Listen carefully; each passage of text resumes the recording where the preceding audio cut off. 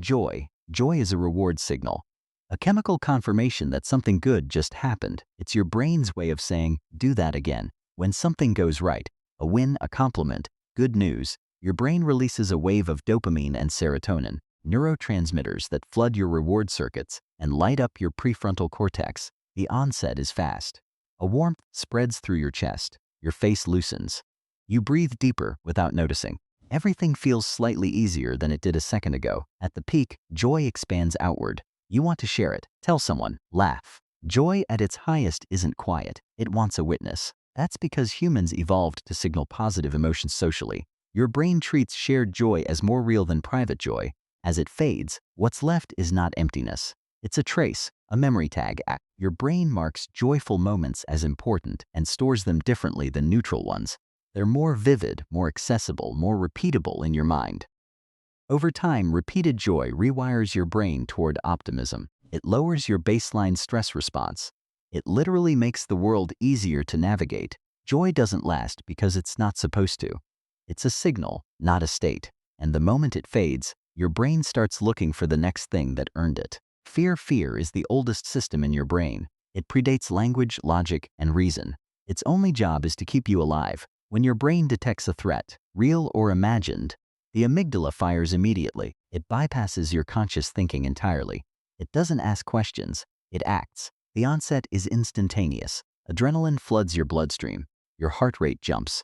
Pupils dilate. Blood rushes from your digestive organs to your muscles. Your body is now a weapon primed to fight or run. At the peak, you stop thinking. That's not a flaw. That's the design. Fear shuts down your prefrontal cortex, the part that overthinks, hesitates, and second-guesses. Fear makes you fast because speed wins. As it passes, your body slowly returns to baseline. Cortisol lingers. Your hands shake slightly. Your mind replays what just happened, trying to categorize it. Was that a real threat? Was I overreacting? That replay is the brain filing the experience. But chronic fear, the kind that comes from sustained stress, trauma, or anxiety, doesn't fade cleanly. It rewires the amygdala to be more sensitive, more reactive. It raises your threat threshold permanently. The world starts to look like danger even when it isn't. Fear kept your ancestors alive. But your brain can't always tell the difference between a predator and a deadline. Anger is not aggression. Anger is information. It tells you that something has violated your boundaries, your values, or your sense of fairness. When you perceive an injustice or a threat to your status, your brain releases norepinephrine and adrenaline. Your blood pressure rises, your muscles tense, your jaw tightens. Your body is preparing to push back. The onset is heat, literal heat. Blood flow increases to your face. Your skin temperature rises, your thinking narrows, not to nothing like fear, but to a single point. The thing that wronged you. At the peak, your prefrontal cortex loses control over your limbic system. The rational brain goes quiet, and the emotional brain takes over. You say things you don't mean. You act faster than you think. That's not weakness. That's neuroscience. The calm down brings clarity, and sometimes regret. As cortisol drops, your prefrontal cortex comes back online. You can now see the full picture again. The thing that felt like everything now looks smaller. Over time, repeated anger hardens neural pathways. People who get angry often find it easier to get angry again. The threshold lowers, the fuse shortens. But the opposite is also true. People who practice regulation actually rebuild those pathways and strengthen their ability to pause before reacting. Anger is not the problem. Anger is the signal. What you do with the next 10 seconds is the choice. Sadness is the brain processing loss. It's not a malfunction. It's a signal that something mattered. When you lose something, a person, a relationship, a version of your life, your brain triggers a reduction in serotonin and dopamine. Activity in the prefrontal cortex slows. Your energy drops. Your motivation retreats. The onset is heavy, a weight that settles in your chest and doesn't announce itself. Movements slow. Thoughts slow. Everything requires more effort than it did yesterday. At the peak, sadness is consuming. It pulls your attention inward. You ruminate, you replay, you sit with what's gone over and over. That's not pointless. Your brain is trying to understand what happened so it can adapt. Grief is the brain doing its hardest cognitive work. As it softens, something shifts. Not immediately, and not all at once. But slowly, the brain begins to build new associations, new patterns, new meaning from what was lost. That's called post-traumatic growth, and it's real. measurable in brain chemistry. Sustained sadness that doesn't move becomes depression. At that point, the prefrontal cortex becomes significantly underactive. The reward system goes nearly silent. Getting out of bed becomes a genuine neurological challenge, not a lack of willpower. Sadness doesn't ask to be fixed. It asks to be felt, and the people who allow themselves to feel it fully tend to recover faster than those who don't. Love is not a feeling. Love is a neurochemical state so powerful it has its own distinct brain signature. When you love someone, your brain activates systems that overlap with addiction. Dopamine floods your reward circuits. Oxytocin, the bonding hormone, surges and creates a sense of deep, specific attachment to one person. Serotonin actually drops in the early stages, which is why new love feels obsessive. The onset is disorienting. The world around you becomes background noise. One person becomes foreground. You think about them involuntarily. Your brain has essentially flagged them as the highest priority stimulus in your environment. At the peak, early, intense love, your prefrontal cortex partially deactivates. The areas responsible for critical judgment quiet down. You see the person without flaw. You feel without logic. That is not stupidity. That is the brain removing barriers to attachment. Over time, the chemistry shifts. Dopamine ebbs. Oxytocin and vasopressin take over. Love transitions from obsession to security. The racing heart becomes something steadier. Presence, familiarity, safety. That version is quieter, and research shows it is neurologically more complex. Long-term loving relationships measurably lower cortisol, reduce inflammation, and extend life expectancy. Your brain in love is a healthier brain. Love is the one emotion your brain cannot fully explain, and the one it organizes everything else around. Anxiety. Anxiety is fear with no target. It's your threat detection system running on a loop with nothing to actually find. The same neural pathways that activate during real danger activate during perceived danger. Your amygdala doesn't distinguish between the two. A presentation next week feels like a bear in front of you today. The onset is a low-level hum, a tension you can't place. Breath that sits higher in your chest than usual. Thoughts that spiral without a clear starting point. Your body is prepared to run from something that doesn't exist yet. At the peak, anxiety becomes physical. Heart palpitations, a tight throat, a light, strange feeling in your hands. Your brain has convinced your body that danger is real and immediate, even when nothing around you confirms it. As it subsides, exhaustion follows. Fighting a phantom threat is metabolically expensive. Your body used real energy for an imaginary crisis. Chronic anxiety literally changes the structure of your brain. It enlarges the amygdala.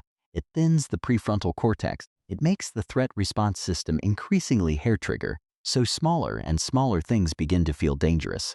But neuroplasticity works in reverse too. Regulated breathing, consistent sleep, and deliberate exposure to feared situations all rebuild the prefrontal cortex's control over the amygdala. The brain can unlearn anxiety the same way it learned it. Anxiety is not weakness. It is an overprotective system that has forgotten what actually needs protecting. Disgust. Disgust evolved to keep you alive. Its original purpose was simple. Don't eat that, don't touch that, don't let that near you. When you encounter something that your brain categorizes as contaminated, corrupt, or morally wrong, the insula, a deep brain region, activates sharply. Your face contorts, your stomach turns, your body physically recoils. The onset is involuntary. You don't decide to feel disgust. It happens before you can think. Your upper lip lifts, your nose wrinkles. That expression is universal across every human culture on Earth, which tells you how deeply it's wired. At its peak, disgust is total rejection. It overrides curiosity. It overrides hunger. It temporarily overrides even logic. People will refuse free money if it's handed to them in a way that triggers disgust. The emotion is more powerful than rational self-interest. As it passes, the body relaxes. The nausea recedes. But the memory is sticky. You don't forget what disgusted you. Your brain tags it as a hazard and files it under things to avoid. In the modern world, disgust has migrated beyond its original purpose. We now feel it toward ideas, people, and behaviors. Moral disgust activates the same brain regions as physical disgust. Injustice and rotting food both make the insula fire. Disgust keeps you safe from things that could harm your body. But when it attaches to people instead of behaviors, it becomes something harder to justify. Shame. Shame is not guilt. Guilt says, I did something bad. Shame says, I am something bad. The difference is small in language and devastating in neuroscience. When shame activates, your brain interprets social rejection as physical threat. The same neural pain circuits that process a broken bone process the feeling of being exposed, judged, and found unworthy. The onset is a collapse inward. Your posture closes, your gaze drops. You want to disappear, not metaphorically, but neurologically. Your brain is trying to remove you from the situation that caused rejection. At the peak, shame shuts down the prefrontal cortex.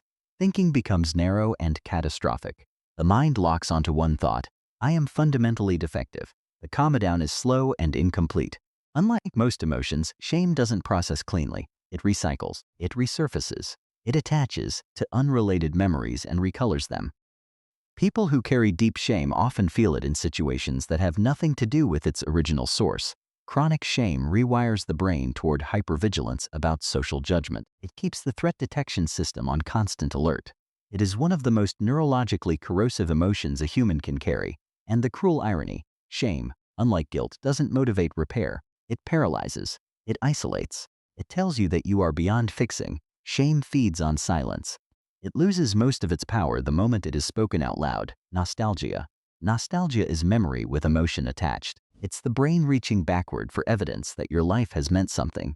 When nostalgia is triggered by a song, a smell, an old photograph, the hippocampus and amygdala activate together.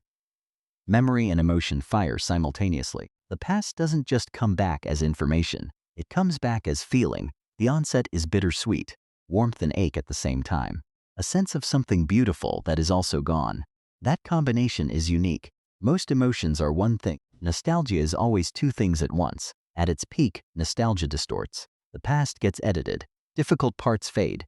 The memory softens into something more luminous than the actual moment ever was.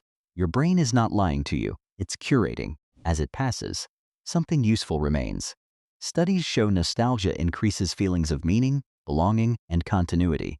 It makes you feel less alone in the present by connecting you to a self that has already unsurvived the past. But chronic nostalgia, living in what was, can become avoidance. The brain using memory as a refuge from a present that feels harder or emptier by comparison. Nostalgia is proof that something was worth remembering. The ache is the price of having cared. Loneliness. Loneliness is not the absence of people. It is the absence of connection. You can feel it in a crowded room. When the brain perceives social isolation, real or perceived, it activates the same threat response system as physical danger. To your nervous system, being excluded from the group carries the same weight as being left behind by your tribe on the savannah. The stakes feel existential because evolutionarily they were. The onset is quiet, a flatness, a sense of being slightly out of phase with everyone around you. Conversations feel surface level. Presence doesn't feel like presence. At the peak, loneliness becomes a filter. Everything gets interpreted through the lens of rejection. A neutral message reads as cold. Silence reads as abandonment. Your threat detection system is now in charge of your social perception, and it is biased toward danger. As it lingers, loneliness changes the brain physically. It increases cortisol. It disrupts sleep. It suppresses the immune system.